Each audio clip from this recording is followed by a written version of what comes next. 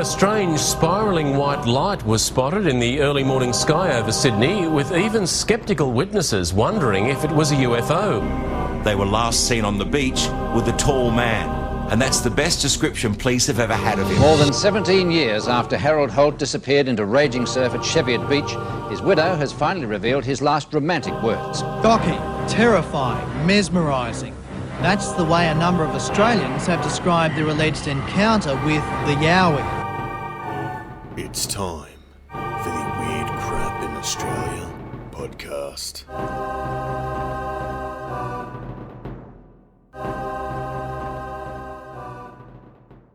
Australia. I'm your host, Matthew Soul. Joining me is the one, the only, the beautiful, the lovely, you know her, you love her, Holly Hunt. Hey, Al. Don't you usually say good day? Yeah, but I panicked because I was patting the cat. Once again, another cat destroys a podcast. We have two cats, and they often interfere with our podcasts. It's a real problem. Don't have one of them likes to actually try and be on the podcast. So he yowls a lot. He does. If you've ever listened to a podcast and you hear meowing that our wonderful editor Blake hasn't been able to get rid of, it's usually Joker because he likes attention. Anyway, before we get into part 4 of our true stories behind Wolf Creek, we have a couple of corrections to make, and I think most of them relate to me fucking up. So we'll quickly go through those, and then we'll get to this episode. A little bit harsh on yourself. One was you, one was me. The first one is a numbat does not look like a naked aardvark. A numbat looks like a naked armadillo. For some reason, I said aardvark instead of armadillo. So if you think of an armadillo without armor, that's what a numbat is.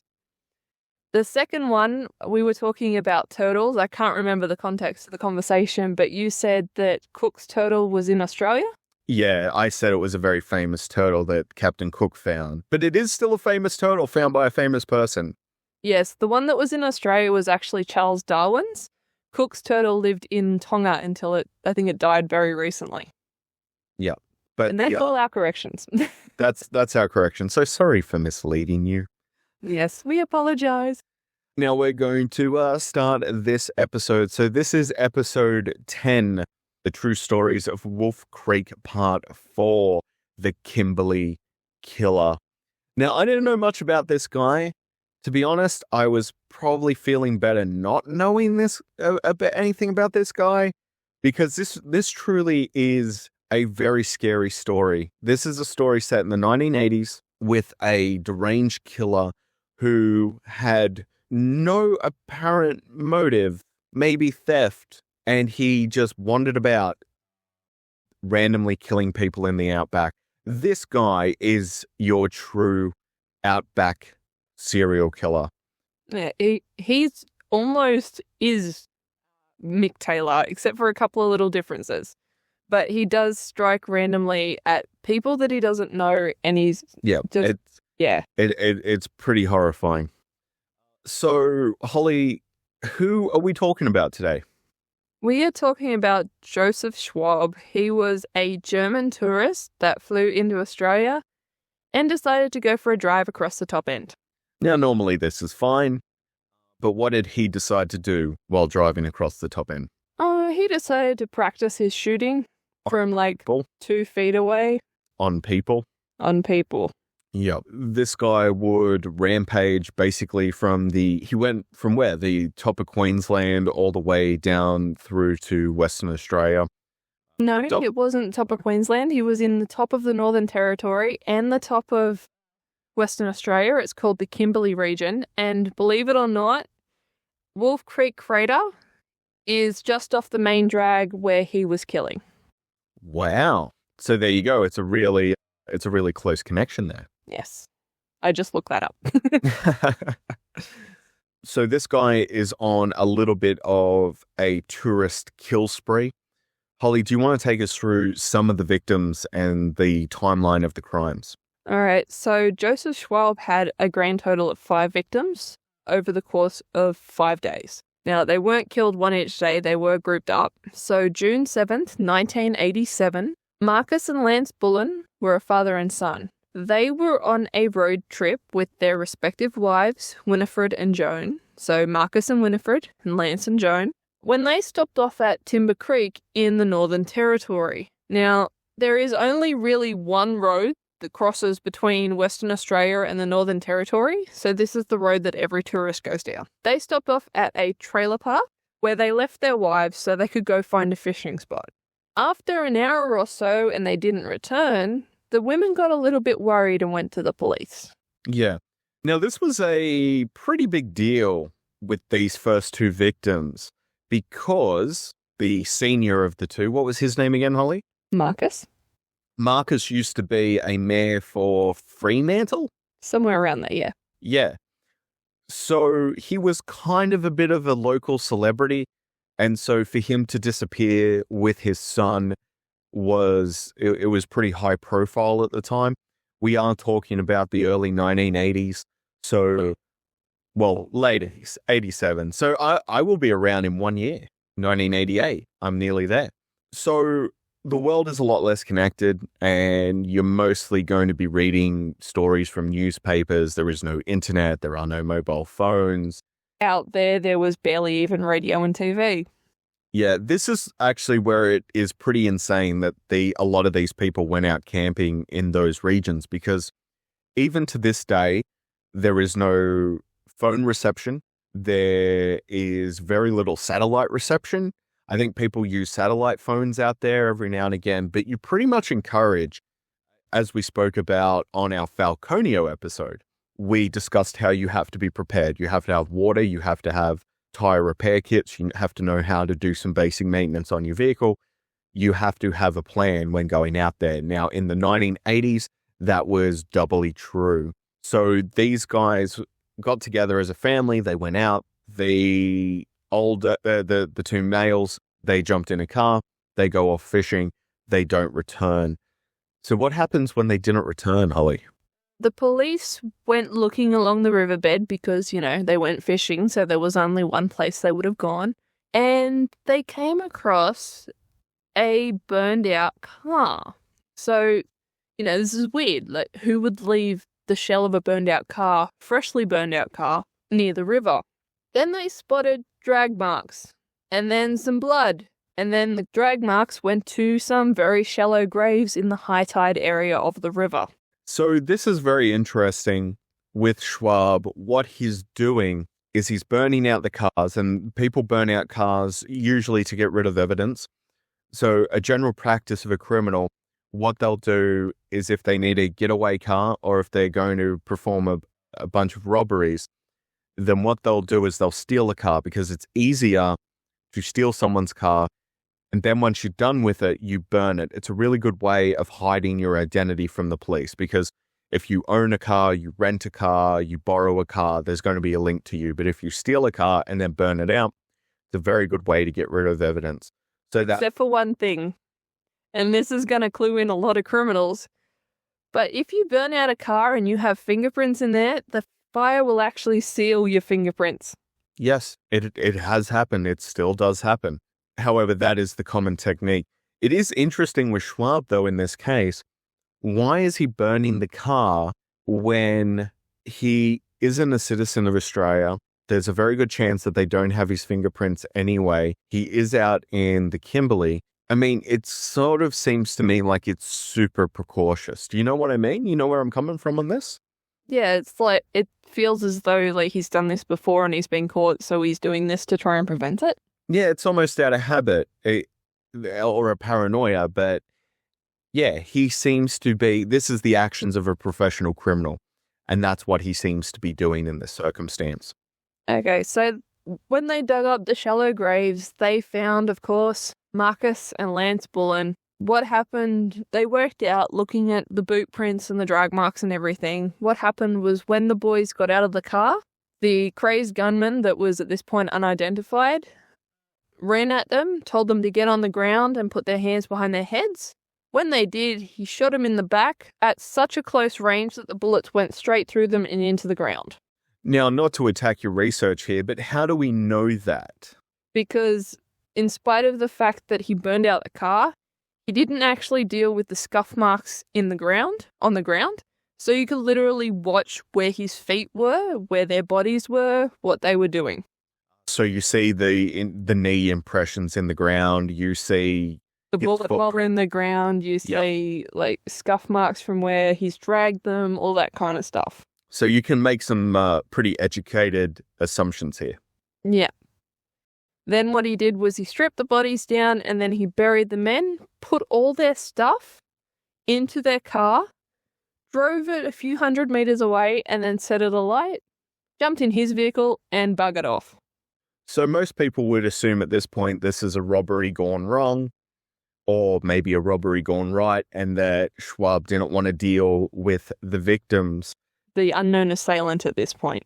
The unknown assailant. But this is where it goes from a nightmare scenario in which 2 innocent people are killed over a robbery to something far more horrifying. Yes.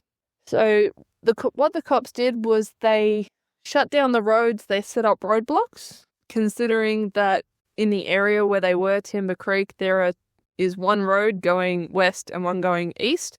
So there was pretty much just 2 roadblocks, one on either side. And they just kept an eye out for any suspicious looking vehicles, people with different regos, people who had guns that were high powered rifles, like the bullet that they pulled out of the ground, stuff like that.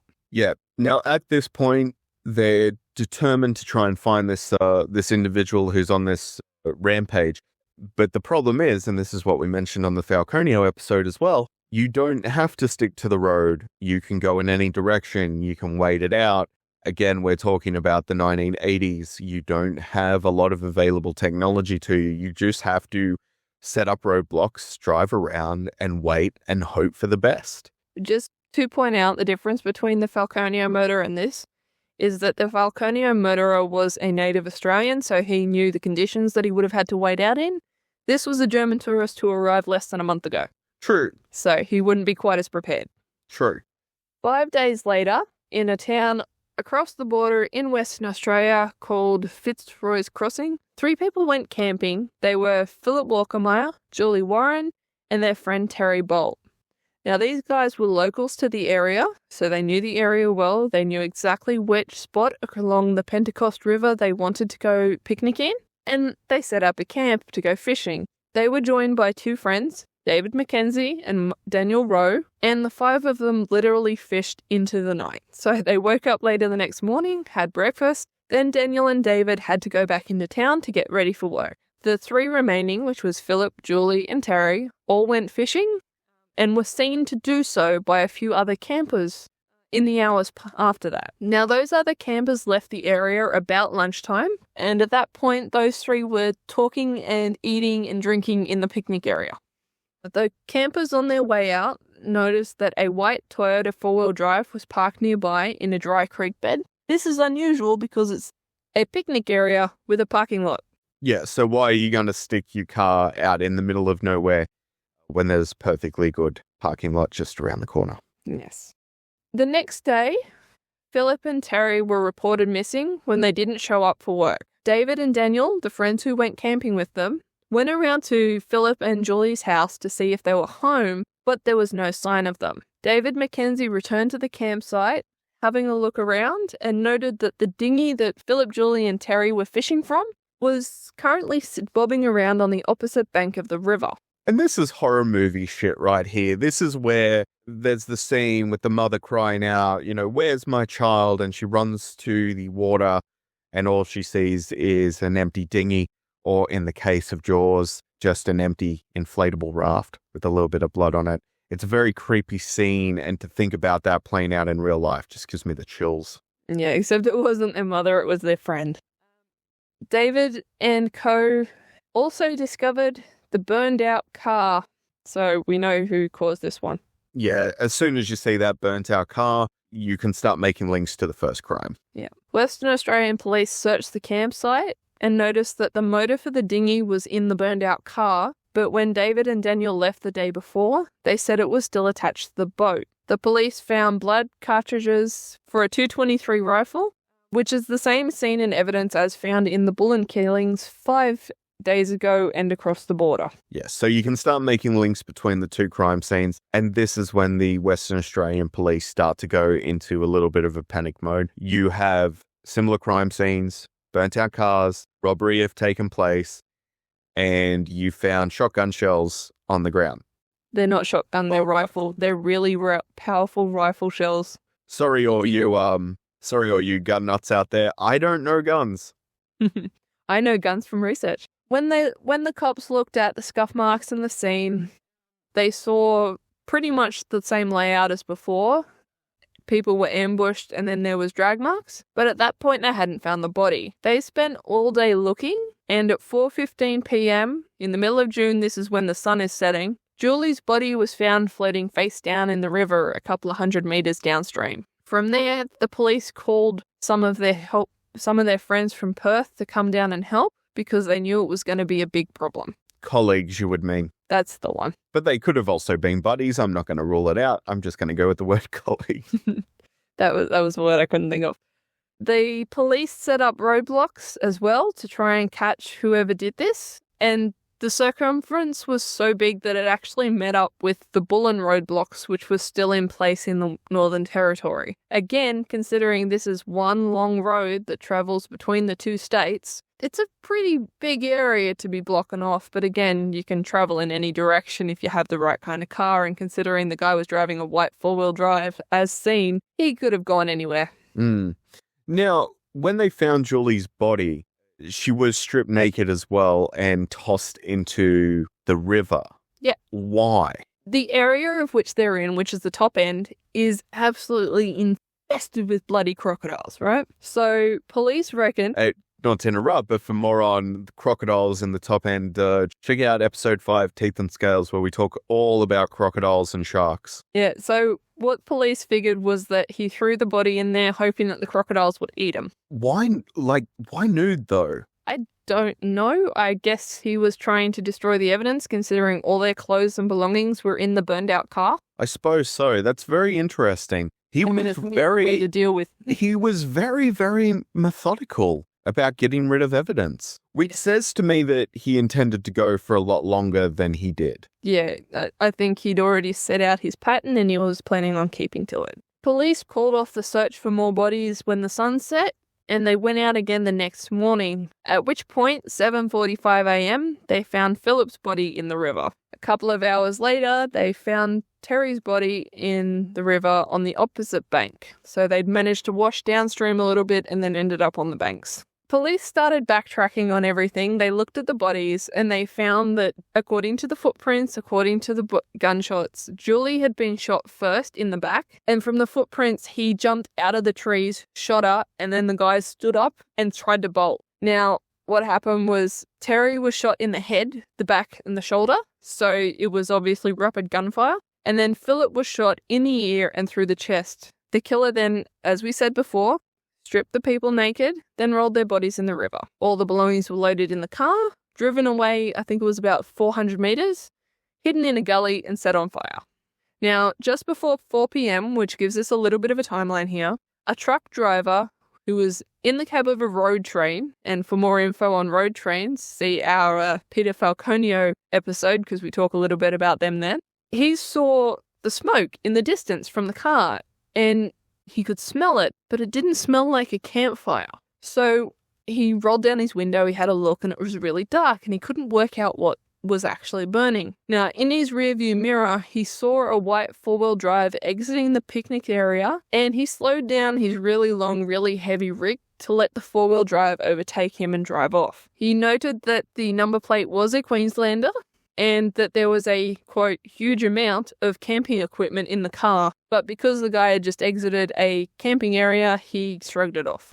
Yeah, I mean, you're always going to make those sort of assumptions when you're out there. You know, the human brain kind of works itself out. It gives itself shortcuts. But this is obviously a perpetrator. This is the same vehicle. And the camping gear obviously has belonged to his victims. Yes. Special forces from Perth flew up to help, and they arrived 3 days after the bodies were found. Because, back then you couldn't really jump on a plane to the middle of nowhere. You had to fly to Darwin and then drive down. police began hunting down the white four-wheel drive, which was seen in the area, and they put out bulletins nationwide trying to work out where this car had come from. They did know it was a Queenslander plate because of the truck driver, so they knew they could narrow it down that far. And a few days into their investigation, a rental company in Queensland contacted police to say that a white Toyota 4Runner, which is a four-wheel drive, was rented at Brisbane Airport by a German tourist and was more than a couple of weeks overdue to be returned. This is one of those things too where I wonder if this information came to light through good police work or through luck, or maybe a combination of both. I mean, there's got to be luck that someone took down the details instead of going, nah, I'll do it later. Yeah. The fact that someone was paying enough attention to actually see that people were on the lookout for this vehicle that was registered to Queensland, and they managed to go, oh yeah, we have a vehicle like that. It hasn't been returned. This could be our guy. And people were, I don't want to be too critical because people can still be proactive today, but it really shows how proactive and how much attention the people paid to the world around them, that the people at the rental company could get on the phone and say, hey, we think this could be related to this case in Western Australia. Well, remember in the 80s, you didn't have Facebook, you didn't have internet websites. You had the TV, you had the radio, and you had your newspapers. And if you see the same vehicle in the newspaper and on your TV saying, hey, look out for this car, and that news happens to be playing in the rental company at that point, and they go, hang on, that looks like our car, let me look up the license plate in our database, then yeah, like back then there wasn't so much to distract people is what I'm saying. Yeah, no, I completely agree with you. I think that you're 100% right there, that the information will get out to people in these three ways as opposed to 15 million ways. And so they just happen to be right time, right place. And what else are you going to do? You're going to read the newspaper. You're going to watch the news. I'd also like to point out that back in the 80s, there were 5 channels, not the 4 channels, not the bajillion that there are now. Yeah. So like even on your TV, you only had 4 options. Yep. SBS didn't come around until the 1990s. So it was just, though even then, I think in the 80s, there could have only been 3. 2, 7, 9, 10 were the 4 that I grew up with. Yeah. So yeah. And I grew up in the 90s, so that's how far out of touch I am. Now, the police were on the lookout for this four-wheel drive. They set out the bulletin, and a helicopter pilot that was mustering his horses in the far north of Western Australia actually informed the police that there was a car camouflaged near Fitzroy Crossing, which is where the police believed the killer was heading based on the fact that, again, one road. He actually wasn't very good camouflage. Well, you're not really expecting people to see the car from the air. You're kind of camouflaging the sides because most people approach things from, ground level. Still, purpose camouflage is to hide something. If he had a green car, it would have been easier to hide than a bright white one. Just saying. Yeah, you put some dirt on it, park it near a dune. Put some of that soot on it. Yeah. The helicopter pilot actually physically landed his helicopter in front of the police station. I don't know about you, but if someone tried to do that today, I'm pretty sure they'd be fucking arrested. Oh, they'd be shot down before they even landed. But we're talking about very remote communities, whereas having a helicopter land in front of a remote police station would probably not be that far out of the norm.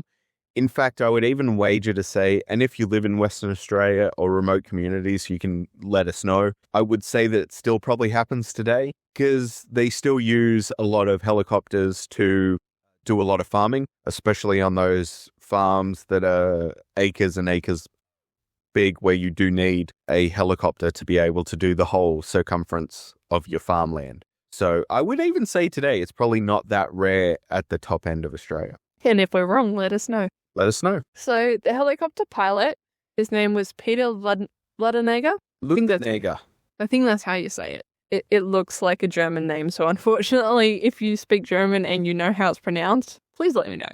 But Peter reported the sighting of the cars and 2 of the police officers got in his helicopter to go for a ride to check it out. Because a helicopter just rocked up in front of your place of work. You're not going to get into that helicopter. I mean, remote police, how often do they actually get helicopter rides? Yeah, I'm jumping in that. If I'm at work tonight and a helicopter drops down in front of me and they're like, get in, I would go in that helicopter. Yes, sir. On my way. That's a fun afternoon at work. Around midday, a police plane, which was a Cessna 182, flew overhead reconning the, quote, abandoned camouflage vehicle. I will add... And they spotted it real quick too. Oh, yeah. They're like, yo, this camouflage ain't really working. It's right there. You know, was a real giveaway about it? You know what was a real giveaway about it? The fact that it wasn't very well camouflaged, or the white, or it's in the middle of the desert, and there was a big white car. It was in the middle of trees, actually. No, the bit that really gave it away was that some guy stepped out of the trees and then started shooting at the plane. See, okay, I was with okay, I was scared of this guy. I'm going to put this out there. At the start of the podcast, I was scared of the Kimberley Killer, but his lack of conception concerning camouflage makes me think that he may not have been as smart as I initially gave him credit for. Because if you've got something camouflaged, you then walk in front of it and start firing a weapon at an aerial vehicle. Kind of gives away the camouflage. They're gonna see you.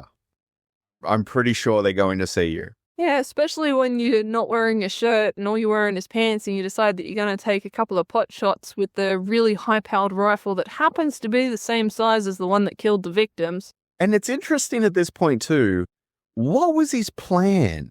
I don't know. Because... I can't work it out. Not to give too much away here, but we don't get an account from Schwab, which will, become apparent very soon.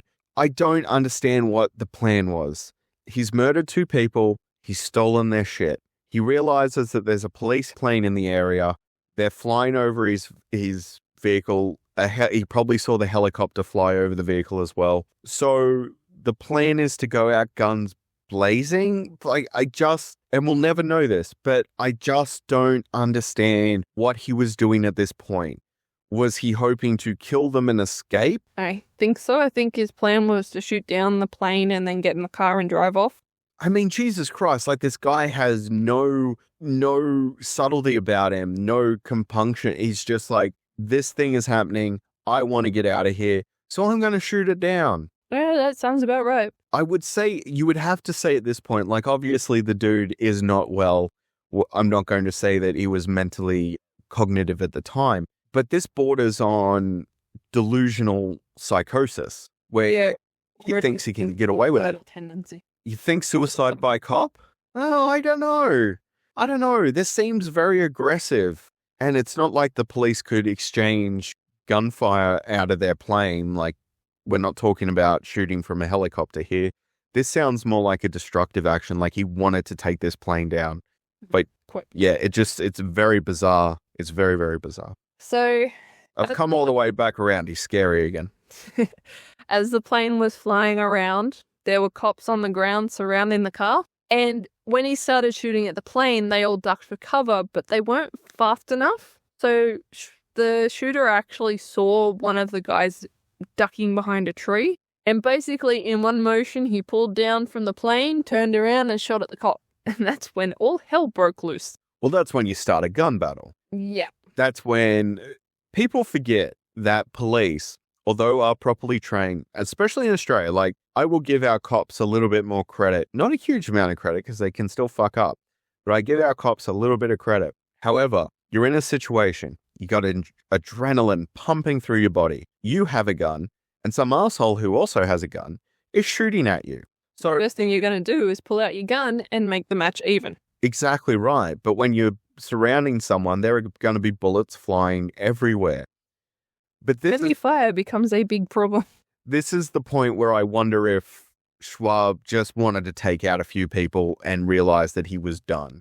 Because I can't rectify, I can't sort of get the situation right in my mind where he thought, oh yeah, I'm going to stop shooting at the plane, which he was shooting at for some reason. I almost wonder if it was even possible for him to shoot it down. Well, considering later on he does actually cause a lot of damage to the helicopter and brings it down. Yeah, maybe he did know what he was doing. Maybe. So, yeah. So what he was doing, as he was shooting, what he was doing was he was actually standing on the bull bar of the car. So, his knees against the bull bar, facing towards the windscreen shooting.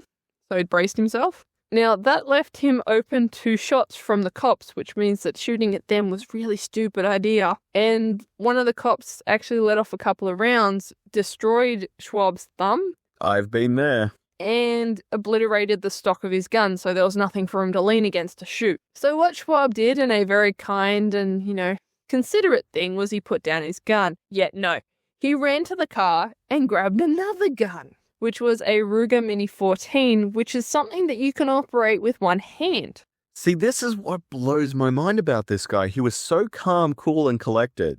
After losing his thumb, which I have also lost the top of my thumb in a machine, it's not pleasant. He was calm. Totally a gun. He was calm and cool enough to be like, okay, I can no longer fire this gun. I'm going to put it down, go to my car. I'm going to pull out a gun that I know I'll be able to operate one-handed, and I'm going to continue on this gun battle. There is a method to the insanity, and that's what blows my mind about this guy. Yeah, it's like you can't track what he's doing, but what he's doing is making sense. Yeah, it is. Like, there's a logic to it. There's cognitive reasoning being used here. He knows what he's doing. I just don't know why. I don't understand. Yeah. It's like, it's perfect logic in an insane situation. So what he did was he started retreating west, which was the only point where the cops hadn't managed to surround him yet. But he kept shooting, of course. The cops decided that it would be really, really smart to use tear gas canisters to try and get him to stop. The only problem is this is the Australian bush in the middle of the dry season in the top end. So, of course, this started a fucking fire. Police and explosives. When will they ever learn? Whenever police use pyrotechnics, shit goes wrong. It goes wrong in America. It goes wrong here. Oh, by the way, they were the same tear gas canisters that they used in Waco. So wow. Yeah, they're not the best things to be using. Yeah, the TS gas? Something like that. I think was the gas used. For more on that, you can listen to my Waco episode on the Modern Meltdown podcast, where I talked about the use of that gas. But yeah, when you use those pyrotechnics, it usually ends in a fire. And in this case, the bush is very, very dry and susceptible to fire. Mm-hmm. So it spread, which meant that as well as tear gas, there was smoke and bullets going in both directions. All for one guy. All chasing down one guy, even though at this point they didn't know it was only one guy. Yeah, this area has turned into an apocalypse over one dude. Yeah, they didn't know it was one guy. They thought that there were multiple shooters because, of course, they mistake their own friends for shooters, thinking, oh, they're someone trying to kill me. Because, of course, they can't see through the gas and stuff. Yeah, of course. Like, you've completely knocked out your field of vision. Everyone is firing their fucking gun. No one knows who is shooting. And you got bullets pinging around from every fucking direction. It's become a comedy of errors at this point. Yes. So, as the fire was spreading around the bush, the ammunition that the shooter had stored in different stockpiles started going off. My God. Is this real life or is this a Three Stooges skit? Well, that's the problem, is most of this shit only ever happens in real life. Like, based on a true story, the true story is that this shit happens. Yeah, so like bumblefuck police are just setting fires, blowing up ammunition stockpiles. And I'm sure when those ammunition stockpiles blew up, they're like, oh my God, there's 10 thieves and killers out here. Fire more bullets into the bush that's on fire that we've covered in smoke and tear gas. Yep. So one of the cops jumped in the four-wheel drive and drove the car out of the fire because he thought there might have been hostages in there because they just didn't know. Nope, he rescued a car that was empty. But it had a lot of evidence and personal effects in there, so, that could come in handy later anyway. So he didn't actually save anyone, but he saved the evidence. I mean, that's good, but yeah. Thought he rescued an empty car. Moving on. stupid this was. Like, when I was doing my research on it, I'm like, oh my God, this is so scary. This is fucking horrifying. And then you're like, nah, it was just a big bumblefuck. The whole day was a big bumblefuck. It was. Now, with the tear gas and the smoke and everything, all these bullets firing, suddenly the shooter stopped firing. And the cops who were hiding behind stuff realized and stopped firing. And then they slowly started moving forward, through the gas and the smoke, and they found a guy face down in the smoke and the gas and everything. And there was a bullet wound through his chest. So the shooter had actually managed to be killed by a police bullet through the heart in a mirror of his first 2 victims' deaths. And this was a pretty fucking lucky shot by the sounds of it. Yeah, well, considering the chaos that was going on, they were lucky they fucking hit him to begin with. After everything calmed down, they put out the fire, they got rid of the gas so they could actually breathe and see. They had a look at what was left of the evidence. In the glove box of the car was a wallet, and in it was West German security ID.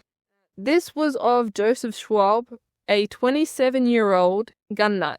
He'd actually been living in Australia from 1981, hunting pigs and all sorts of feral creatures. However, he returned to West Germany in 1984, where he was trained to shoot and joined a gang. All of his criminal activities actually led him to have to flee West Germany again, so he came to Australia in April 1987. He was planning this shootout for 2 months, and the police know this because he bought the guns that were used and 3,000 bullets in April. You don't need that kind of ammo if you're hunting pigs. Yeah, this is basically why gun laws and limitation of ammunition purchases, things like that, that's when the debate started. And this case really kicked that whole argument off. Of course, later Port Arthur would happen, and that really cemented the end of it. But he was able to purchase 3,000 rounds of ammunition. He was able to purchase his guns, and then he was able to move from state to state with those guns. But other than the fact that we know that Schwab joined a gang, that he was part of criminal activity in Germany, that he had to retreat from Germany, come back to Australia, we don't know a lot about him. He was killed, obviously, and that's it. He did it. There's no motive. There's no, there's just no understanding why this guy did what he did. Some reason he just decided to hurt people and to rob them. Maybe the plan was that he would continue to murder people, steal their shit, live as a bit of a nomad out in the outback. He had no understanding or concept of the significance of human life. He would have just kept doing this. Maybe that was his one and only plan. Who knows? They had to... I honestly think that taking him alive was probably not much of an option. And then you compile all of the stupid shit that happened around it. There was no chance that he was going to really walk away. But yeah, he has this... There's a weird psychology and a weird logic to everything he was doing. And it's still a perplexing case to this day. I think it's now, last year was its 30th anniversary. Yes. And yeah, it's just bizarre. He was almost like a blip in history. He managed to kill 5 people, which is not an insignificant number, and any death is horrible. But this guy's reign of terror lasted, 2 weeks? 5 days, and then he was killed. And he seemed very logical in his actions, but what was the big game plan? We will never know. But this is where, at this point, we'll tie it all back into Wolf Creek in the way that John Jarrett's character, Mick Taylor, he has a four-wheel drive ute. Sorry, he has a ute, not a four-wheel drive. No connection there. But he does roam around the outback. He murders people, steals their stuff, utilizes resources where he can. He uses sniper rifles. He has a ton of ammunition. He was a pig shooter in the movie, just like this guy was. And Schwab is actually someone who, up until you mentioned him, I had no idea about. I was surprised, actually, that you're able to tell me an Australian true crime story that I'd never heard of. Well, it was from before you were born. That's true, but I mean, Ivan Milat happened in the 90s when I was just a kid, and I know a lot about Ivan Milat. It's just they don't usually talk about this story that much. Because he died. If he was still alive and causing trouble in prison, if he was constantly on appeal, if they were constantly trying to keep him from getting his PlayStation a la Ivan Milat, then you'd hear a lot about him. But he died, so the story ended. Yeah, I think that's really why people lose interest in certain things, because a mystery that will have absolutely no resolution isn't as interesting as one that does. We'll never know why he did what he did. He just decided to go out and cause havoc for as long as he obviously could. I think he expected it to last longer than 5 days, though. Yeah, I think he was stocking up for a decent campaign. Yeah, it almost makes me wonder if he had some sort of racial angle going on, like some sort of hatred for Australians. It actually makes me wonder if there weren't victims between Queensland and Western Australia that we just don't know about. Because he was very methodical. Yeah, and that's a lot of why go from one end to the other to start killing once you get to Western Australia? Yeah, why not start at Mount Isa, like one of the remote places, and work your way west? Why start in the Northern Territory on the western border? Yeah, so there's a good chance that he killed a lot of people before they eventually took him down in Western Australia. But again, we'll never know. Yeah, unless he decided to get to Western Australia and start killing campers. And, it almost has that like Friday the 13th Jason Voorhees angle to it as well. Well, they were on the river. They were, and they were all camping. Yeah. So there's that angle as well. It's a very creepy story, but it has some silliness there to it as well. Oh, that stupid shootout. Yeah, exactly right. But that ends our killers section of this series. We've been through the 4 that we really think have a lot to do with the inspiration behind Wolf Creek.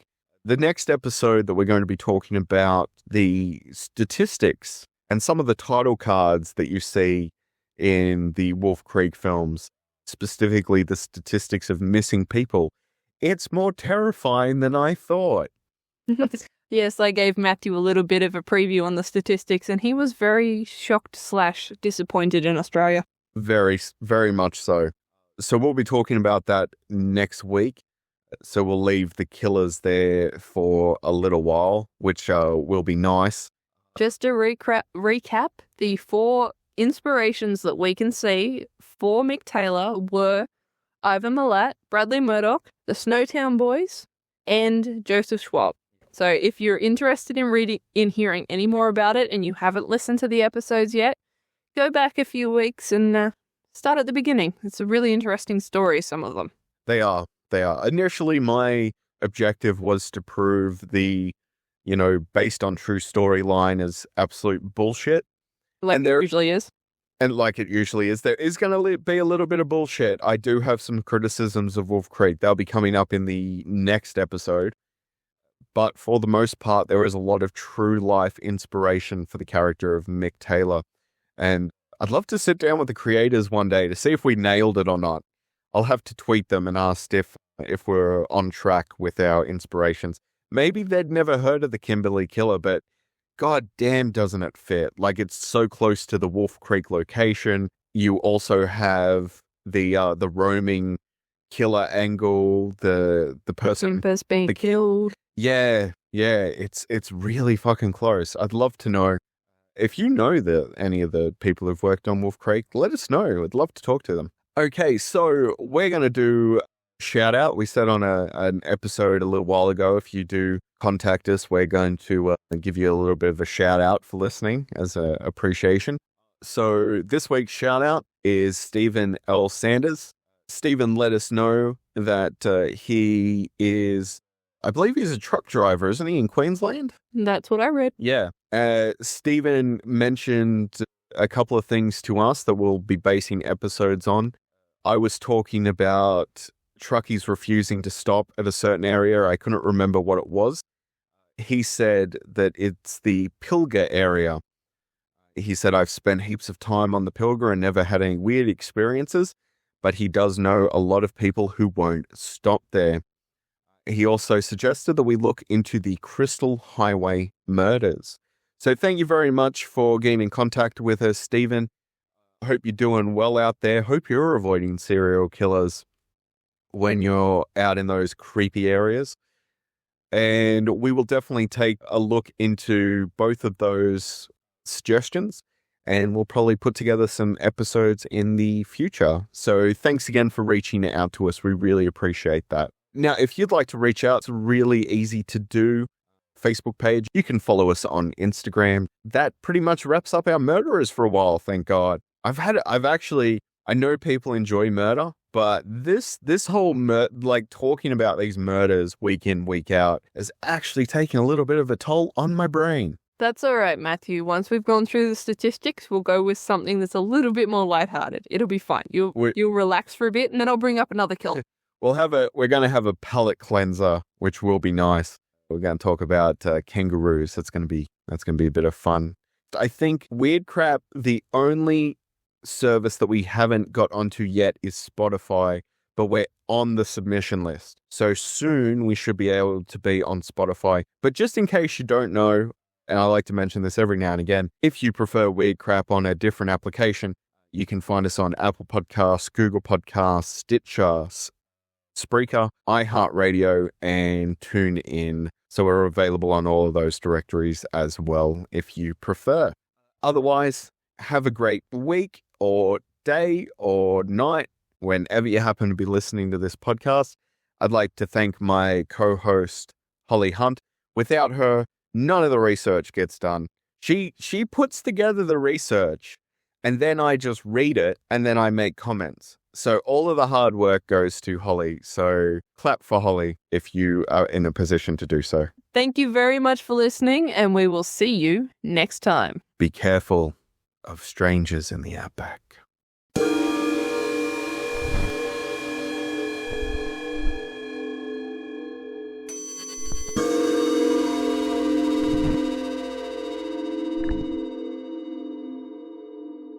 The Weird Crap in Australia podcast is produced by Holly and Matthew Soul for The Modern Meltdown.